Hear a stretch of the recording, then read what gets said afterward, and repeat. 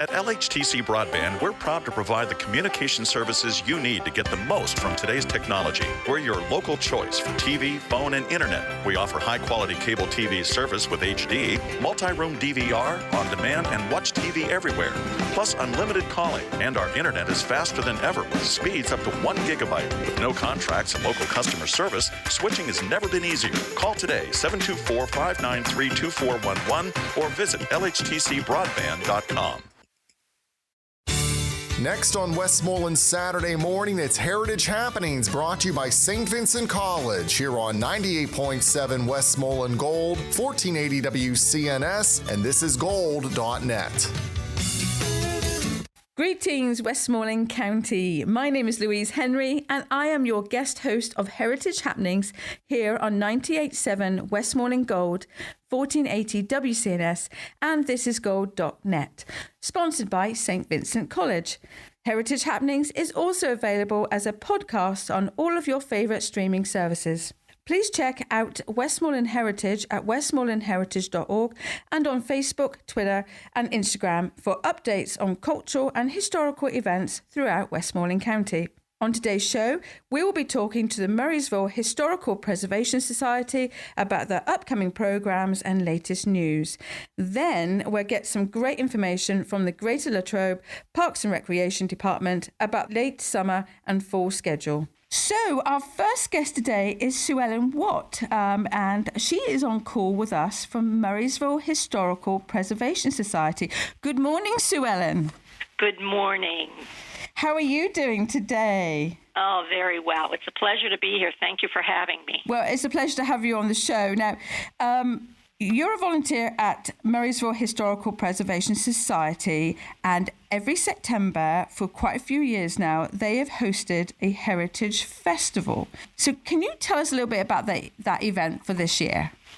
Yes, absolutely. On September the 18th, from 11 a.m. to 5 p.m., we're going to be hosting our 10th annual Murrysville Heritage Festival. And it's going to be located at the Samson Clark Log House grounds at 5302 West Pike Street in Murrysville. Our theme is going to be the Schoolhouse on the Pike, and this day-long event will include live music by Celtic Coal and a Schoolhouse lunchbox by reservation only, with living history demonstrations. We have reenactors and traders. Settlers will also come. We have crafts, vendors, games, pony rides for the children, and, of course, food. So you can also enjoy visiting the Sampson Clark Toll House on the same grounds that date back to the 1790s. We will also have a kitchen garden and a Three Sisters garden to be able to show. Okay, and can you just expand a little bit, for those that don't know, expand a little bit about the Three Sisters garden? Oh, yes. The Three Sisters garden has to be with corn, beans, and squash. And they used it. Actually, the Indians taught them how to do it. You have the lower growth to take care of the weeds. Then you have the upper growth that's nourished by the fish that's in the ground, and then the squash. And so you always had to grow these three in order for it to be, conducive and be able to get a good harvest. You grew them together. Right, very, very clever and very, very resourceful. Yes. So going back to the event, is there any cost, any admission for this? Yes, there is. The suggested donation for the admission is $5 per car, and parking is available at the Triangle Business Complex between the Cozy Inn Cutoff and Rick's Sports Bar on Route 22 east of Murrysville. Now, the parking, is that just a short walk to the actual historic site? Yes, absolutely. And for people who have handicap access or have difficulty, we have little carts that will come and take you with their motorized, and they'll be able to scoot you back and forth. It's a very short way. It's probably about 50 yards for them to be able to get into the grounds, and then the grounds are flat. Oh, that's always good. That's always good to get about if you've got strollers or wheelchairs, that kind of thing. So when you going back to the living history demonstrations, you say reenactors. Now, I'm understanding this is probably 18th century reenactors are portraying 18th century colonial times, yeah? Correct, 18th century, and it goes all the way up. Since we have the Samson Clark Schoolhouse we have it. It goes back to 1861 is what I'm going to be doing inside the schoolhouse. So we're going to have reenactors for the Revolutionary War. Many of them are going to be in that area. And then I'm going to be 1861 inside the schoolhouse as a school marm. Okay, that's great. So you basically, your visitors can really stroll through the past and just see how things progress through time. So that'd be really educational for folks. It is. It's a real living history because you're going to see people dressed, doing some daily activities, and you're going to be able to see what they're doing, experience some of the things that they're doing. Like we have beekeepers, we have people that make bullets. I mean, children can come over and make a little musket bullet, and be able to see how it's done. And we have fur traders and Indians. I mean, it's just wonderful. It's a very, very it's an eventful. It's living history. Good. Literally. Oh, I love it. Absolutely brilliant. So just to go back to, you've got some live music as well. Tell us a little bit about that. Yes.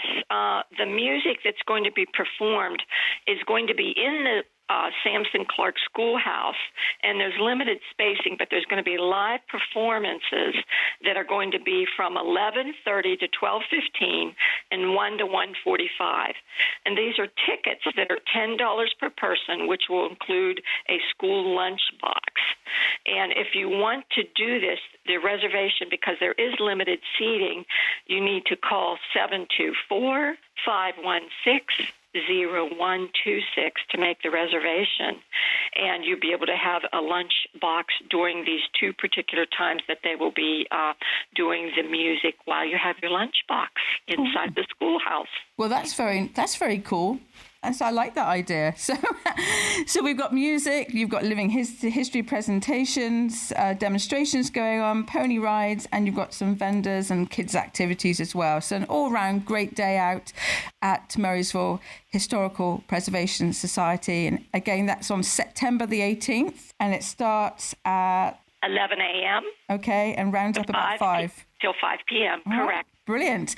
Now, tell us a little bit about you, Sue Ellen, because you are one of the valuable volunteers of the Historical Society. How did you get involved, and what's your role there? I started 6 years ago. I went to one of their events, and I saw the gal doing some calligraphy, and she really needed help, so I kind of helped her. I ended up becoming good friends with her. She explained it to me, and I started going to the meetings. And the group's wonderful. I mean, I had other reenactors literally give me some clothing, and then I got patterns. I made my outfit by hand, and I was considered, I did some research. I was considered a French-Canadian. My mother was Indian. My father was a French professor that escaped from France during their revolution, came over to Canada. I was born in Canada and became a governess because I could speak several languages. I spoke French, I spoke in Iroquois, and I spoke English. So I became a governess for a family in Philadelphia, and to pay off my indentured service, I was a governess for 7 years, finished my indentured service, and then traveled west to the wilderness in the Westmoreland County and was there. So that's what I did during the Revolutionary War time, and I became a school marm. I was a schoolmistress or a school marm and taught school during this period of time. Now, when you go fast forward to the Samson Clark Schoolhouse, now I'm 1861. So you jump ahead another 100 years. It's a different outfit, and I'm a school marm in the one-room schoolhouse for the Samson Clark School. That is quite an interesting persona you've built up there for your your frontier woman, 18th century reenacting living history demonstration. That's very interesting to know. Now, you must have done quite a bit of research, I'd imagine, because talking about being a governess, I guess you've researched about schools or what there was of schools in the county. Can you share some of your findings? Yes, absolutely. Before 1800, there were no records of early schools in Westmoreland County or Franklin Township.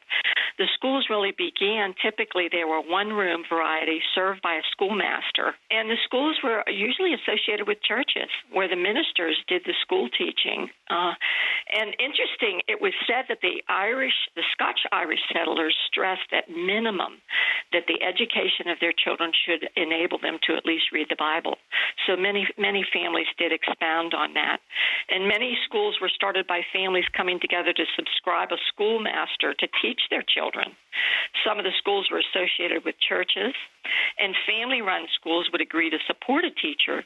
Then patrons were called as subscribers, and the teachers were often, later on, would even call a local farmer to earn money, and that he would come and teach the school on the winter months, and the fees were 25 cents per child. So usually that was assessed as a subscription school. And they were crudely constructed schools. They only had one door. They had one window covered with oil paper to admit a bit of light. And they were typically built 1 to 2 days and just had split logs and were used on the floors. So the children had some basic reading and writing skills. Gosh, I mean, that's quite a lot of work. When you say it was raised in 2 days, that is a lot of work. That must have been quite a crew of people to come together to do that. I mean, just hewing the logs. Right. And it says, I mean, those days, you haven't got any machinery. It's all by hand. Absolutely. And they couldn't take a long time because, they have to keep food on the table for their families. They have to keep the harvest going. They have to keep everything going. So they can't say, gee, I'm going to take a whole week's vacation and build this school. That didn't happen. They had to be able to even rotate people to come in. You might give an afternoon. You're not going to give 2 full days because your family's not going to have any food the next day. So, they did what they had to do and rotated to be able to get these schools up and going for their children. Right. And I bet these schools were very basic. You mentioned the word crude. I mean, can you just tell us a little bit, describe what if we walked into one of these schoolhouses back then, what would they have looked like? The furniture was very simple. Benches were made with slabs of wood resting on low blocks. On each side of the room, there were wooden boards that were attached to logs to provide writing desks. Pegs were driven into walls just to hang the coats and the hats, and the fireplace occupied one end of the room. Kindling had to become each day, and by the way, that was one of the jobs of the children, was the kindling to keep out the cold and dampness in the room because this was winter months. And then later on, in my school with the Samson Clark in 1861, they included more supplies. There was maps, there was a globe, there were writing quills with inkwells and slates and chalk, and perhaps the podium and the teacher's desk, and if possible, maybe even a McGuffey reader. You might not get 30 books, but you could have 1 or 2 books. And always they had available a Bible that was used for writing letters and reading. So a lot of schools, if they didn't have a book, the teacher had the Bible, and that's how the children learned. Wow, such a difference, isn't it, to what they have today? Now, we literally have about a minute left. So quickly tell us about the Sampson Clark Schoolhouse that Murrysville Historical Preservation Society has rebuilt. Okay, the rebuilt Samson Clark Schoolhouse sits on the site of the original Nancy Clark School, and it was rebuilt last year by the Amish under us, the Murrysville Society, and Ben Sampson. It's located, again, at this toll house on West Pike Street in Murrysville, and it can accommodate 20 students, and that's where I'm going to be posted. I'm in the schoolhouse, and we have a big bell. We ring the bell, and so every 15, 20 minutes when the bell rings, people come in, and we do a tour, and you get to write with a quill pen on the desk, and we have a health inspection, and I run a one-room schoolhouse for the people to come in. That is a really cool experience. And I know from firsthand that writing with a quill is not as easy as you think.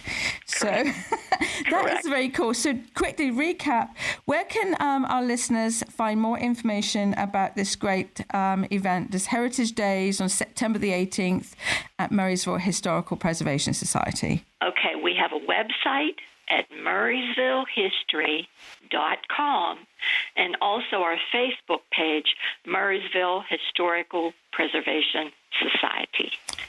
Brilliant. Thank you so much, Sue Ellen. It's been a joy to chat to you today. Thank you for being our guest. I know you're a busy lady.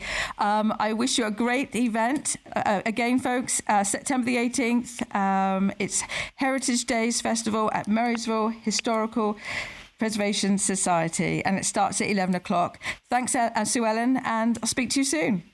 Thank you so much, Louise. It was an honor to be here. Thank you again. This is Heritage Happenings, the show with the latest information on Westmoreland County cultural and historic events and organisations. I'm Louise Henry, your guest host. Thank you to our sponsor, St. Vincent College, for supporting our show today. Our next guest is Craig Shevchik, Director of Greater Latrobe Parks and Recreation, and he's going to talk to us about the latest happenings in Latrobe. Good morning, Craig. Thanks for being our guest today. Hey, good morning. It's great to be on with you. I appreciate the opportunity. Oh, it's good always to chat to you. Now, what is occurring in Latrobe, Craig? I understand we may have a banana split festival happening today. Tell us more. Yes, it's very, very exciting. It's about time. We have some festivities down here at the city of Latrobe. So we have the annual Banana Split, which is usually a 3-day event. It's packed down to one, which is occurring today with the 5K run and walk happening at the stadium. If you're not too late, if you want to run down there, you can get started about 9:30. And if you're a little bit late riser, we have some activities happening down at Legion Keener Park. Car show starting around noon, bands at 1 o'clock, and they're playing all the way through, I think, 8 o'clock down at Legion Keener Park. A lot of exciting things that the chamber and the committee has planned: pie eating contest, goat yoga, if you can believe that. I've heard about this. What is this? What, goats actually sort of stand on your back or something? Or how does it work? Yeah, I believe actually it was a very popular 2 years ago when they had the festival. So they brought it back since we were in hiatus last year. So I guess it's a popular thing. I don't know, but I guess never knock it till you try it, right? Right. So that's going on down there. So if you're interested, stop that around 6 o'clock. That's going on down there. And then the headliner, the band, it's called In the Sticks Band.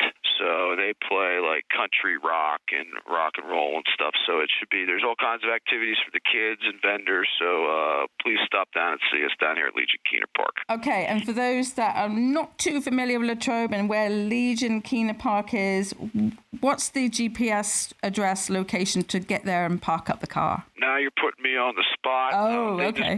If they just put Legion Keener Park in, it should come up. Or they can just visit bananasplitfest.com, and it has directions and all the activities listed. Okay, so you have lots of food and craft vendors going on. You got food trucks down there? Correct. Yeah, I don't have the list in front of me, but I know there are some food trucks down there, and again, some crafters and some farmers market people down there, and some kids crafts, the arts center, library. Everybody's participating, so it should be a nice day. Great, and of course the car show as well. Live music again. Just to recap, what's the band again? The band, the headliner is In the Sticks Band. Okay, and that's, you said, country. That's at 6:30, but there are bands going off about every hour down at Legion Keener Park all day. Sounds great, guys. So if you've got nothing planned today, get on down to the Banana Split Festival in Latrobe at Legion Keener Park. It's going on all day, I think 12 to 8 p.m. Sounds like a blast. Now, you also have a load of other stuff happening in Latrobe. So I've got a long list here you gave me. Let's just work through. For the fall, you've got a daddy-daughter dance. When's that happening? Yeah, again, we're very excited. We're putting out our fall and winter brochure. We actually just updated our software, getting ready for one of our most popular seasons, which is actually the fall and winter, if you can believe it. But yeah, our daddy-daughter dance. It's going to be called Boots and Bling, and that's when a dad or a father figure brings their best young lady or their favorite young ladies, and then we have a bunch of different games and activities, and we get into the theme. So Boots and Bling. So we'll see. We hopefully will see girls in nice dresses, but with the cow cowboy, cowgirl hat on with the boots, and then, we hopefully to see maybe some overalls with some jewels and bling going on with some tiaras. So we're excited on how people will dress up and get into the festivities. It is a wonderful memory for dads and father figures alike to spend with their special ones. That sounds like fun. Do you have a date for that? Yeah, we actually do. It's February 19th.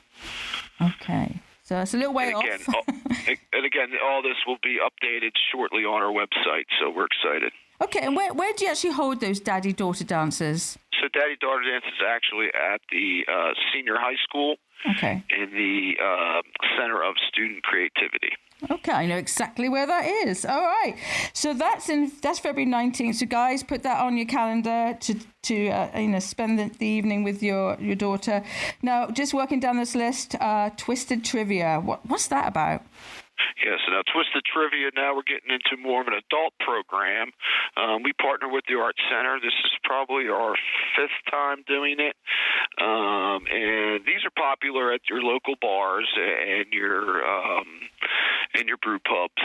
But Twisted Trivia is made, we have a gentleman that comes and he has trivia games that he plays, and we're break up into teams, and we have some adult beverages that you bring to the Art Center, and we have a lot of fun, joke around, and see how smart we are. Or not. It depends on what you do. That's right. That's right. And again, that's a Friday night at the Art Center on November 12th. Okay, so November 12th. Okay, and is that evenings? Did you say? That is in the evening. That's a 6 to 9 program. Okay, that sounds like a lot of fun, actually. You get a little group together and see how well you know stuff. So the Latrobe Farmers Market, that has been going on all summer. When does that wrap up for the year? Yeah, so our farmers market, we again held down at Legion Keener Park every Tuesday, and we'll be ending up probably October 19th, weather permitting, but that is our scheduled end date. And we're on Tuesdays. We're an afternoon market from noon to 4. And, we go from anywhere from 15 to 25 vendors, but it is a fabulous site down at Legion Keener, nice and shady with the trees, playlands down there for the kids. So please come down and see all our vendors. They do a wonderful job with their different vegetables and crafts and things that they sell down there. So okay, so it's basically I would say like an abundance of local fresh produce. You do baked goods, flowers. Yes, yeah. There's people down there with produce, baked goods, crafts, like your local jewelry and right. Stuff like that. So it is nice, and before we know it, Santa's going to be coming. So come on down and see us and start your Christmas shopping early. Oh, that's a good idea. Yeah, no, absolutely. All right. So moving on to the next on my list here, we've got Pooches in the pool. Now that sounds like a lot of fun. Tell us about that, Craig. Yeah, again, we're wrapping up our pool season. The Parks and Rec Department does run Rogers McFeely Memorial Swimming Pool here located in Latrobe, and we have 1 week left, and then we always end up the season with Pooches in the pool, so it's a time for the dogs and dog lovers and families to come out, and they can swim, and they can also bring their pooch, and their pooch can swim in the pool. No way. That sounds really cool. Yeah. Wow. How many people do you get doing that, bringing their dogs? So we go from anywhere from 10 families to 20, 25 families. So it all depends on, really, to be honest with you, we haven't had the best weather when we've had Pooches in the pool for some reason. But the dogs and the families that do come out really do enjoy it, and it's like a unique program. There's not too many pools you can jump in with your dog and swim around for the afternoon. So, and that is on September 11th from noon to 2. Okay. And that's $10 for a family. So that's you and your dog. And if you have anybody else can come and swim. So that's not bad at all. That's like a pretty fun thing to do. Now, my dog would never want to do that. She hates the water. She wouldn't even go out in the rain. But that's pretty fun. All right, so we are getting close to wrapping up. But do you have any other events you want to share? Anything or any news? Anything that's happening with Parks and Rec that you'd like to share with us? Well, yeah, I mean, it's, again, an exciting time programming-wise because of COVID being over, but we just, we're finishing up a grant, a DCNR grant, so, I just like to say, our tennis courts have been refurbished. We put 2 pickleball courts in, which is unbelievable, the love of pickleball in this area. We actually started an intro to pickleball class, but every day there's people down there playing pickleball, so that was a home run for us. We renovated the sand volleyball courts, the Legion Keener parking lot. We did 2 playgrounds here in the city of Latrobe and refurbished 3 basketball courts and a baseball field. So we've been busy here. So we have a lot of nice facilities. So please stop down and see us in the city of Latrobe and the Greater Latrobe School District. I have to say that it sounds like you've been incredibly busy. You've got a lot done this year. And I have to say that you have great facilities. When my kids were younger, we were down there all the time. We've used the tennis courts, the play area. Gosh, we've done football. I think you even trained one of my kids in football. No, I shouldn't say football. Yeah. I've got to say soccer, haven't I? Not football. Gosh, that's my Britishness. So, yeah, no, it's great. So I do, listeners do go on down and enjoy all the facilities, everything that's on offer down at Legion Keener Park in Latrobe, because it's fabulous. Craig, it has been wonderful to chat to you. Can you just give the listeners on any online sort of website, Facebook, anything they can find more information? Yeah, please visit us at latroberecreation.org, or you can like us on Facebook, and again, it's Latrobe Parks and Recreation on Facebook. You can also find us on Instagram, again, Latrobe Parks and Recreation. And then if you're interested, again, in any Banana Split information, it's bananasplitfest.com. Fabulous. That is brilliant. You've been a star. Thank you for being a guest. I know you're super busy. Enjoy the festival today, and good luck with all these things happening through the fall and winter. Hey, I appreciate the time. Thank you very much, and have a good weekend. Thank you. This is Heritage Happenings, the show with the latest information on Westmoreland County cultural and historical events and organisations. I'm your guest host, Louise Henry. Thanks to our sponsor, St. Vincent College, for supporting our show today. Before we close, we have a quick announcement to share from St. Vincent College, our show sponsor. St. Vincent College will add 3 new academic major programs, as well as a post-baccalaureate certificate program for the upcoming fall 2021 semester. The new offerings include a Bachelor of Science program in Business Administration, a Bachelor of Arts program in Digital Humanities, a Bachelor of Science program in Health and Physical Education, and a post-baccalaureate certificate in Science Foundations for Health Professionals. To learn more about each of the new programs, contact the St. Vincent College Office of Administration. Well, that's all we have time for today. Be sure to stay safe and healthy. Take some time to visit and enjoy our Westmoreland County cultural and historic sites and events. And of course, be sure to check out St. Vincent College and all of its recent accomplishments. Follow Westmoreland Heritage on Facebook, Twitter, and Instagram, and check out all of our information on westmorelandheritage.org. This has been Louise Henry, your guest host for Heritage Happenings on 98.7 Westmoreland Gold, 1480 WCNS, and thisisgold.net. Sponsored by St. Vincent College. Heritage Happenings is also available as a podcast on all of your favourite streaming services. I hope you've enjoyed today's show. Until next time. How will your college experience transform you? How will you learn to make a difference in your life and the lives of others? At St. Vincent College, we attract high-achieving students who quite naturally place we ahead of me. A small college like St. Vincent gives you more access to the opportunities that will shape your future. At St. Vincent College, we succeed together. Together. Discover the power of we. Learn more now at stvincent.edu. At LHTC Broadband, we're proud to provide the communication services you need to get the most from today's technology. We're your local choice for TV, phone, and internet. We offer high-quality cable TV service with HD, multi-room DVR, on-demand, and watch TV everywhere. Plus unlimited calling, and our internet is faster than ever with speeds up to 1 gigabyte. With no contracts and local customer service, switching has never been easier. Call today, 724-593-2411, or visit lhtcbroadband.com.